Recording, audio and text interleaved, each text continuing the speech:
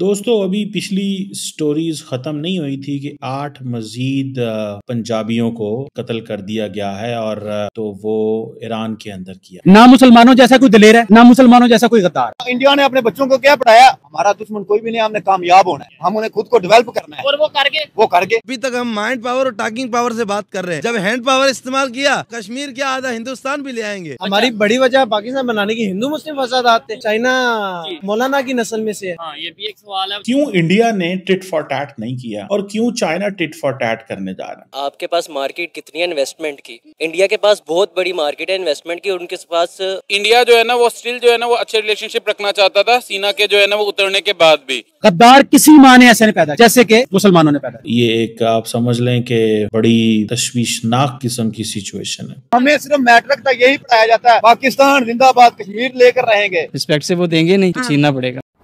बाप को भेज, तेरे बस की बात नहीं। पाकिस्तान एक ऐसा मुल्क है जहाँ की जनता को अपने मुल्क में कल क्या होगा, आटा मिलेगा या नहीं मिलेगा, इसका कोई पता नहीं। लेकिन जब कहीं भी इस्लाम की बात आएगी तो भिखारिस्तानी पहले रो में सबसे आगे इस्लाम की ठेकेदारी करते हुए नजर आएंगे। बांग्लादेश की तो बात ही छोड़ दो, आजकल तो वो अपने अबू भिखारिस्तान से भी आगे निकलता जा रहा है। इन्हें अपने मुल्क की भुखमरी नहीं दिखेगी। अपने मुल्क में बलोच पे कितने जुल्म कर रहे हैं वो इन्हें नहीं दिखता, लेकिन गाजा की चिंता इन्हें बराबर सताते रहती है। इनके इन्हीं दोगलेपन की वजह से आज अफगानिस्तान और बलोचिस्तान में इधर हाल ही की घटना है, ईरान में ही 8 पाकिस्तानी पंजाबी को मार दिया गया है और आने वाले समय में यही हाल बांग्लादेशी का भी होने वाला है, क्योंकि दोनों की हरकतें ही ऐसी है। और नहीं तो क्या।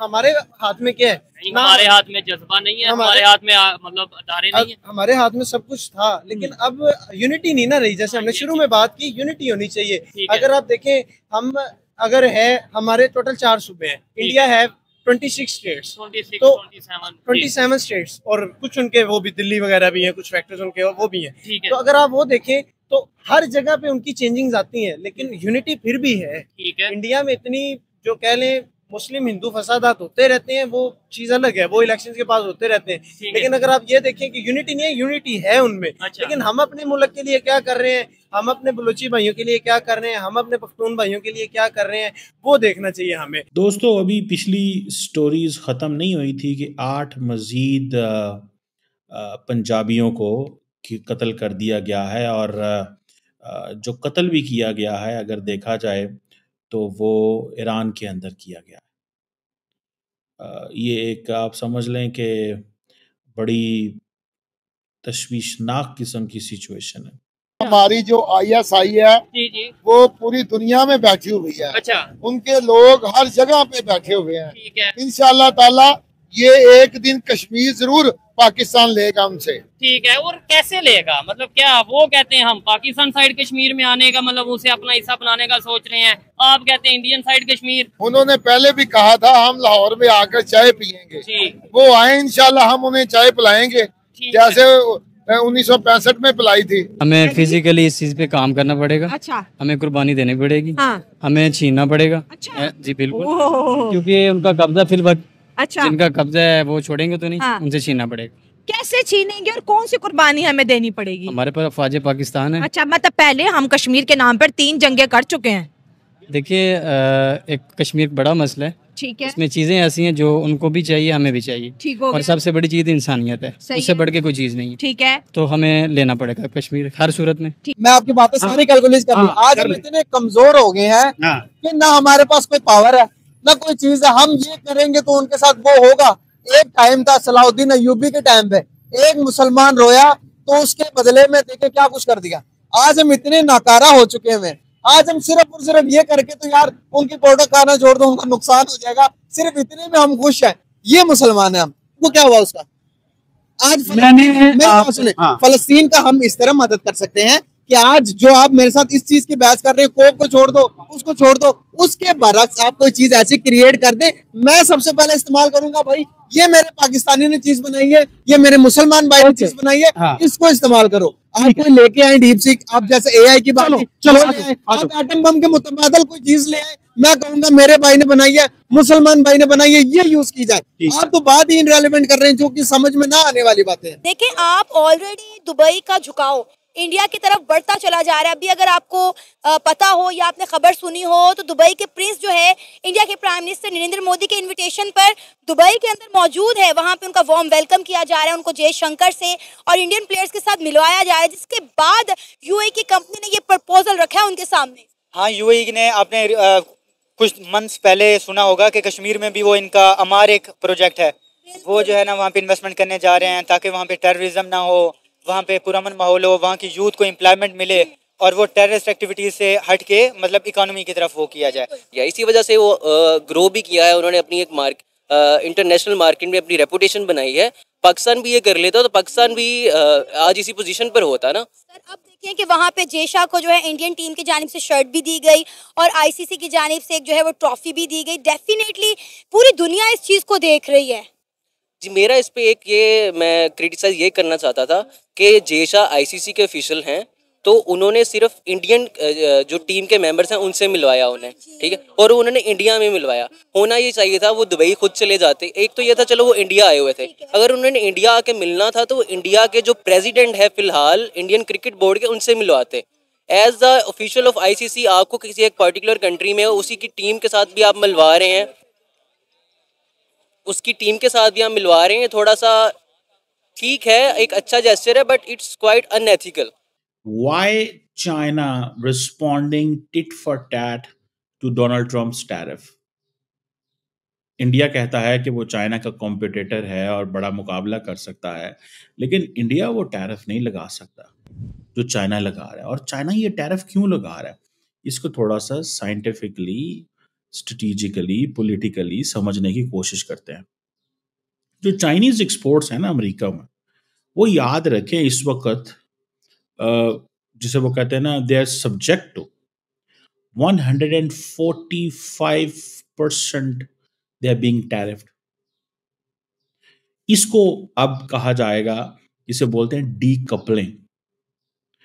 दुनिया की दो बड़ी इकोनॉमीज के दरमियान दिस इज डीकपलिंग, एंड ये आपको नजर आएगा, इसी को ट्रेड वॉर कहते हैं। जो भी ये टैग वार चल रही है बिटवीन बांग्लादेश और जो है ना वो इंडिया, इसमें ज्यादातर जो है ना वो बांग्लादेश जो है ना वो अपने आप को जो है ना वो लीड कर रहा है। इन अ सेंस ये आप कह दो कि इंडिया जो है ना वो स्टिल जो है ना वो अच्छे रिलेशनशिप रखना चाहता था सीना के जो है ना वो उतरने के बाद भी, इसीलिए जो है ना वो इंडियंस जो है ना वो मिले भी, उनके जो है ना वो इंडियन ऑफिशियल विजिट भी जो है ना वो बांग्लादेश के हुए आफ्टर हसीना जो है ना वो, इवन के अभी जो है ना वो रिसेंटली मोदी भी जो है ना वो मिला। लेकिन क्या है कि बांग्लादेश अपना स्टांस इस तरह से लेके बैठा हुआ है, वो कहते हैं कि हमारी सॉवरेनिटी का मसला है कि हमारा जो है ना वो एक जो वो बेसिकली उसको जो है ना वो मुलजिम समझ रहे हैं। वो कहते हैं कि वो जो है ना वो इंडिया ने उसको जो है ना वो बना दी हुई है, हम हसीना वाजिद को एग्जैक्टली जो है ना वो कहते हैं कि हम जो है ना वो उनके लिए जो है ना वो उनको वापस बुलाने के लिए, क्योंकि उनकी ट्रीटीज जो है ना वो साइन हुई हैं। क्योंकि इससे पहले तो समझा जाता था ना कि जितना बायलैटरल जो है ना वो रिलेशन ढाका और दिल्ली का है ना, इससे ज्यादा तो वो कहते थे कि कोई स्ट्रॉन्ग रिलेशनशिप ही नहीं है जितना जो है ना वो पहले पास में रहा है। ईरान का एक सूबा है ईरान, जो सिस्तान एंड बलोचिस्तान, जिसे आप समझ लें कि दे आर ऑल एडजेसेंट हैं, और अफगानिस्तान के बॉर्डर के बिल्कुल करीब। ये इनको कहते हैं अनआइडेंटिफाइड गनमैन। ये कौन है, कहाँ से आते हैं? और ये आज सुबह का वाक़या है। एक विलेज है, उसमें वहाँ पे ये 8 लोगों को कत्ल कर दिया गया। और ये आपको पता कौन थे?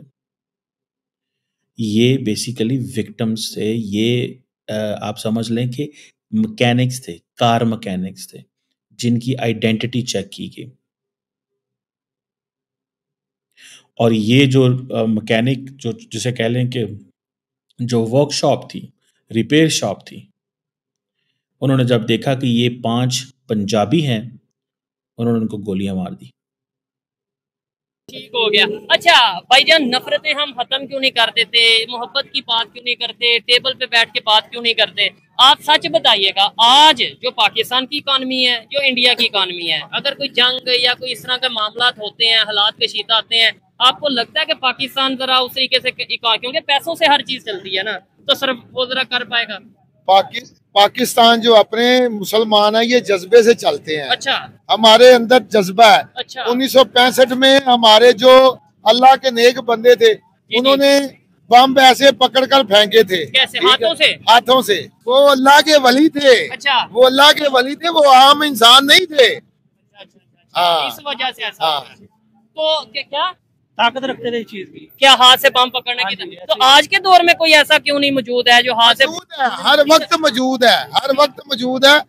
जब ये ऐसी कुछ कोशिश करेंगे इनको पता चल जाएगा, ये इसलिए कोई भी हरकत कर नहीं सकते।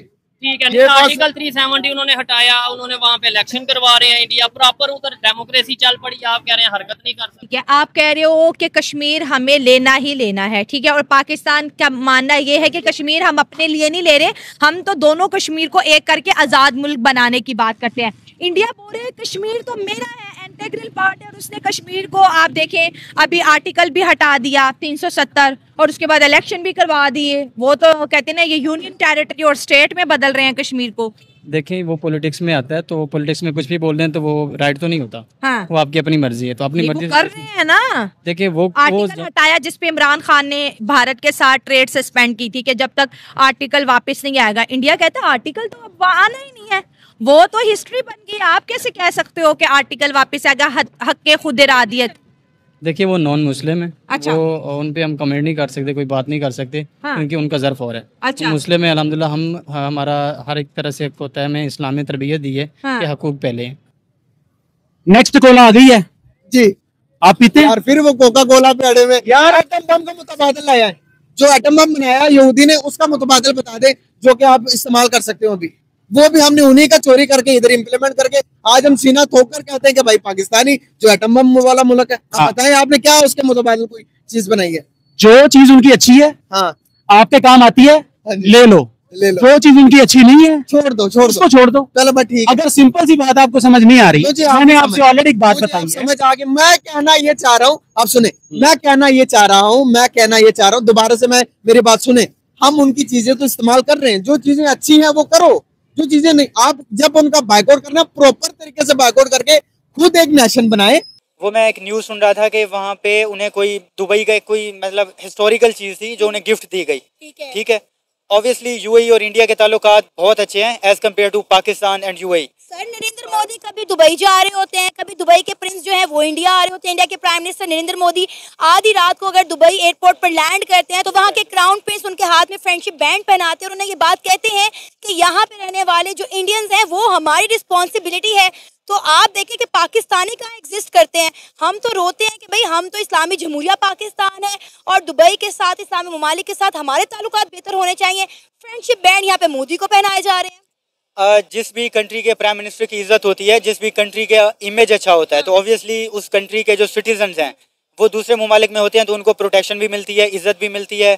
अगर वीज़ा प्रोसेस है, लेट्स सपोज एयरपोर्ट्स पे चेकिंग इतनी नहीं होती, अगर कोई छोटे बहुत क्राइम्स होते हैं तो उनको जल्दी डील किया जाता है जुडिशल सिस्टम में। ठीक है, लेकिन इस बात में हम ये नहीं कह सकते कि हमारी अगर यूनिटी नहीं है तो इसके वजह इंडिया या अमेरिका है। हमें पहले खुद इंडिविजुअल एज अ ग्रुप उसको ठीक करना चाहिए। अगर हम एक एक इंडिविजुअल अगर ठीक होंगे तो ऑटोमेटिकली हमारी प्रॉपरली हम एक अच्छा वर्क कर सकते हैं। अगर कोई भी, अगर हम एक इंस्टीट्यूशन ले लें या कोई भी एक चीज ले लें, हमें पहले उसके अंदर घुस के उसको एक बेहतर करना चाहिए एज अ इंडिविजुअल, फिर उस चीज को आगे अच्छा इधर भाई एक सवाल ये भी मैं पूछूंगा, जब आपने भी ये बात की ना कि भाई इंडिया में यूनिटी है, ये चीजें हैं, वहाँ पे हिंदू मुस्लिम होगा लेकिन वो इलेक्शंस के टाइम में, लेकिन हमारे यहाँ पे मेन स्ट्रीम मीडिया ये कहता है कि भाई वहाँ पे भी तो खालिस्तान, वहाँ पे भी तो वो 7 सिस्टर स्टेट्स और मणिपुर और ये सब इश्यूज चल रहे हैं। इश्यूज तो हर कंट्री में होते हैं, इसके ऊपर आप क्या कहना चाहेंगे? मैंने आपको पहली बात की, इश्यूज होंगे, हैं भी, लेकिन उनकी वजह गुर्बत या उनकी वजह कोई ये फैक्टर नहीं है, बेरोजगारी वो नहीं है। आप अपनी इकोनॉमी को स्ट्रॉन्ग करें, आप सूबों को उनका हक दें। इंडियन इकोनॉमी जो है वो इतनी largest economy in the world, तो जो भी स्मॉल कंट्रीज हैं जो इकोनॉमिक पावर्स हैं नहीं इमर्जिंग लाइक दुबई, तो वो they want to have economic term with Dubai, with India. तो अब इवन के अब टैरिफ वॉर में आप देख लें तो अमेरिकन इकोनॉमी भी वापस अपने लेबर को अट्रैक्ट कर रही है इंडिया की तरफ। तो इंडिया तो इटसेल्फ एक बहुत बड़ी इकोनॉमी है, तो वो ज़ाहिर बात है वहाँ वो करेंगे, उनकी तो ज़रूरी है उनके लिए। तो इसमें वो क्रिकेट डिप्लोमेसी को यूज़ कर रहे हैं या डिफरेंट फैक्टर्स को और यूज़ करेंगे। तो ये तो जिस जो डिप्लोमेटिक उनके टर्न अराउंड हैं कि वो किस तरह अपने ताल्लुकात को प्रेजेंट अच्छा तरीके से करते हैं। सर 3 इंडियन प्लेयर्स को जो है दुबई के प्रिंस के साथ भी मिलाया गया, तो बस ठीक है, वो उनकी वो इसको आप क्रिकेट डिप्लोमेसी कह लेना। मुशर्रफ इरा में पाकिस्तान में भी हुई है, उसके बाद भी मल्टीपल टाइम पाकिस्तान ने भी इसको यूटिलाइज किया क्रिकेट को, तो वो दुबई अब भी इस्तेमाल कर रहा है उसको एज अ क्रिकेट को। आपको लग रहा है कि क्रिकेट के रास्ते इंडिया और दुबई के ताल्लुकात में बेहतरी आ रही है? मेरे ख्याल से इंडिया और दुबई के ताल्लुकात में क्रिकेट के रास्ते दुबई जो है ना बेहतरी इससे पहले ही मौजूद है। और डोनाल्ड ट्रंप ने बेसिकली दुनिया का जो रुख है वो मोड़ दिया। अब इस चीज को जहन में रखेंगे, क्यों इंडिया ने टिट फॉर टैट नहीं किया और क्यों चाइना टिट फॉर टैट करने जा रहा है। इसके बहुत सारी वजूहात है। पहली बात तो ये समझने की जरूरत है, जैसे मैंने कहा कि डीकपलिंग हो गई है, डीकपलिंग हो रही है। पहली बात तो ये सुनने में ये भी आ रहा है कि डोनाल्ड ट्रंप जो है वो शी जिनपिंग से मिलना चाहते हैं और वो चीज़ों को नॉर्मलाइज करना चाहते हैं, लेकिन यूएस और चाइना जो है, पहली बात तो ये समझें, they have different political systems. India and America have same political system. China के अंदर एक illiberal, China is known as an illiberal country, जहां पे चाइनीज कम्युनिस्ट पार्टी है। भारत के अंदर इट्स बीजेपी विच इज जिसकी अपनी मेंबरशिप 13 करोड़ के करीब है। ठीक है, आप यहीं से अंदाजा लगा लें। So the one country is illiberal country, the other is democratic country. जो चाइनीज कम्युनिस्ट पार्टी है वो उस तरह नहीं कर पा रही चीजें जिस तरह भारत के अंदर एक डेमोक्रेटिक सेटअप जो है वो कर रहा है। अमेरिका भी डेमोक्रेसी है। तो दोस्तों ये थी आज की वीडियो। इस वीडियो पर आपकी क्या राय है, आप अपनी राय कमेंट में दे सकते हैं। अगर आपको वीडियो पसंद आई हो तो वीडियो को लाइक कर चैनल को सब्सक्राइब कर लीजिएगा, ताकि ऐसी ही वीडियो आप और भी देख सके। आज की इस वीडियो में बस इतना ही। जय हिंद, वंदे मातरम।